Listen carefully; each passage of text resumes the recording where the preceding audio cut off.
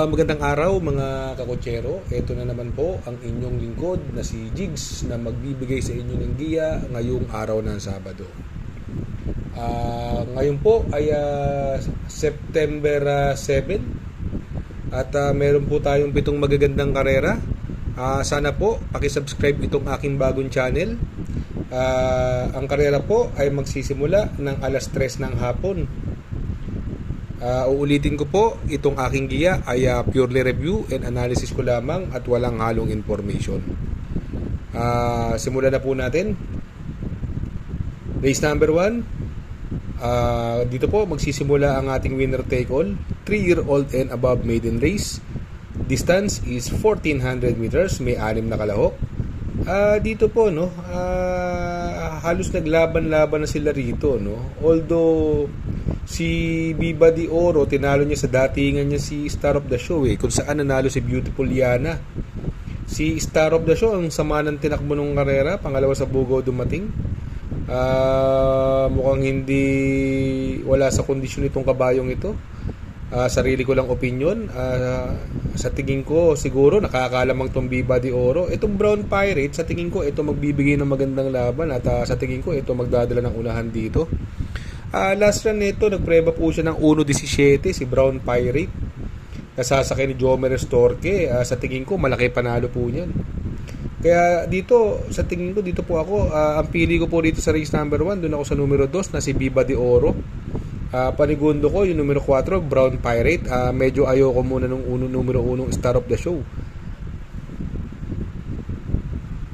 Sa race number 2, dito po magsisimula ang Pick 6 Pilracom Rating Based Handicap System Race Class 5 placer. 1400 meters is the journey. May 5 kalahok. Anybody's race. Ito ang baba po ni hashtag dito, sasakay ni Ed Jordan Guerra, sa tingin ko malaki panalo niya ni hashtag. Ang tingin ko magdadala ng unahan dito yung numero 2 na Winzam Maxine, nasasakyan naman ni Charles Reyes, at itong si Rise Up, magandang diado po yan, nasasakyan pa rin ni Michael De Jesus. Itong Heaven and Earth, binalik po kay A.R. Ramos, gamay niya po yan, siya po ang sakay niya nung nasigundo kay Waray na Maida pa, pero nung last run nito hindi maganda tinakbo Hindi lang natin alam kung bakit, baka masama sa putik dahil nag-uulan nun. Itong si Go Uste, may panalo rin po ito sa kay ni Conrad Denson. Malaki po tsamba niyan. Pero ako dito, mamimili ako since mahaba ang distansya. Doon ako sa numero 3, Rise Up. At ang panigundo ko rito, yung mababa sa laban, nasa kay ni Ed Jordan Guerra, yung numero 1, hashtag. Sa race number 3, dito po magsisimula ang Pick 5 Pilracom Rating Based Handicap System Race Class 4, 16 to 21 split. 1400 meters is the distance. Dito may 6 na kalahok, dito another anybody's race. Ang mga galing sa panalo dyan, yung Malabon King galing sa panalo yan, medyo impressive ang panalo, kaya lang medyo magaang yung laban na yun. Ako sa tingin ko doon ako sa numero 1 rito kay Agaron, sa kay ni Uno Hernandez, although 56 ang kanyang timbang. Alam naman natin to si Agaron medyo matagal na. Ito yung naka-upset kay High Roller. Sa tingin ko malaki tsamba niya na alamin lang po sa connection, sa tingin ko magdadala ng unahan dito yung numero 5 Aliana, at yung maaasahan naman ito sa tingin ko makakalapit sa kanya rito, yung Matikas mababa na rin sa laban po ito, at saka yung Unconditional Love medyo may konting tuling po yan sa kay ni King Flores. Pero ako pili ko po rito, doon ako sa mababa sa laban, numero 1 Agaron, at ang panigundo ko yung numero 6 na si Maaasahan. Race number 4, dito po magsisimula ang ating Pick 4 Pilracom Rating Based Handicap System Race Class 5, 6 to 10 split. Distance is 1,400 meters, may 7 kalahok, but 6 in numbers, may coupled entry, yung numero 1 The Chosen One, coupled with Color Blast. Dito po para sa akin nalalamangan ako sa numero 1, parehas may panalo po yan. Sa tingin ko magdadala ng unahan dyan yung The Chosen One, at sa tingin ko pwedeng humabol sa kanya yung Sinag, pero sa tingin ko kakayanin ni The Chosen One to, sa kanya ni Isaac Aguila. Etong si Color Blast, tercero na nung karera to, meron na po to, ang ganda ng tinakbo kay JRD Ocampo nito ni Color Blast. Kaya para sa akin itong race na to, nalalamangan po ako. Sosolohin ko na po yung numero 1, parehas may panalo, The Chosen One, coupled with Color Blast.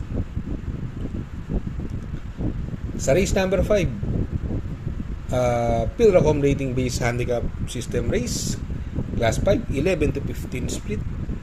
Distance is another 1400 meters, may 6 na kalahok. Dito po no, sa tingin ko possible scenario dito no, ang magdadala ng unahan si Alasabon. Wala akong nakikita ibang matulong dito bukod kay Mucho Caliente, pero sa tingin ko hindi niya kakayanin ang ere ni Alasabon. Ang baba na po sa laban ni Alasabon dito. Sa tingin ko magbibigay ng magandang laban sa kanya yung, although ito may mga galing sa panalo yung Bohemian at saka si Aphrodite, pero sa tingin ko yung Bohemian ito medyo mas malalakas ang nilalabanan nito. Si Prince Uno naman, gamay po ni BJ Gallete yan po ang magandang pang-upset niya, si Prince Uno. Kaya dito para sa tingin ko rito hindi nalulusot sa 1, 2, 3 dito sa kay Prince Uno, Bohemian at Alasabon, pero dalawa lang po ang pipiliin ko. Doon ako sa solo airing numero 3, Alasabon, at ang panigundo ko rito yung numero 1, si Prince Uno. Sa race number 6, penultimate race, Pilracom rating based handicap system race, class 5, 6 to 10 split. Distance is 1400 meters, may 7 kalahok.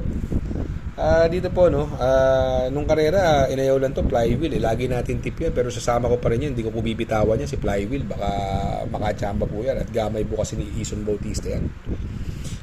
Dito tingin ko may mga panalo po no. Sa tingin ko pwedeng mauna rito kung sakaling iayaw si flywheel yung Caraga Wonder, at sa tingin ko walang kayang dumikit sa ere nito, at gamay na gamay po ni Conrad Henson yan, si Caraga Wonder. Sa tingin ko siya magdadala ng unahan dito. Etong Manila Boy, ito lagi pong pinapanalo ni Mark Alvarez to gamay na gamay po ni Mark Alvarez to si Manila Boy. Sa tingin ko siya ang mabigat na makakalaban ni Caraga Wonder. Isasama ko lang yung numero 6 na flywheel, ito wala pang labas to, pagka kinalapit to sa tingin ko mananalo to flywheel. Kaya dito sa race number 6 ang pili ko po, doon ako sa numero 2 Caraga Wonder, panigundo ko yung numero 7 Manila Boy, at isasama ko Pandeado numero 6 flywheel. Sa race number 7, last and final race, Pilracom rating based handicap system race, class 5, 11 to 15 split. 1400 meters is the distance. Dito may 7 kalahok. Dito po no, ang possible scenario magdadala ng unahan dito yung Galloping Ghost no. Nung karera medyo magaling lang yung nakalaban ni Galloping Ghost sa kay ni Patty Dilemma pa rin, at dahil gamay niya. Sa tingin ko pwede bumuliglig sa kanya dahil maganda ang numero, yung numero 1 time traveler na sa kay ni King Flores. Kung sakaling magkakaroon ng habulan dito or lutsahan, sa tingin ko pinakamalapit na makakalapit sa kanila, may malaki panalo yung numero 2 si AK Holly, gamay po yan ni Abrea. Kaya dito sa last and final race, ang pili ko po dyan, doon ako sa numero 7 Galloping Ghost. Kung sakaling may makaka-upset, yun ay si numero 2 si AK Holly. Good luck mga kakutsero, sana po ay matapat ang ating giya, at yung mga nakasunod sana po ay magsitama po kayo. Ako yung makikisuyo lamang na ito na po ang bago nating channel, na please like, share, subscribe and hit the notification bell para updated kayo sa aking mga giya. Good luck po and happy racing.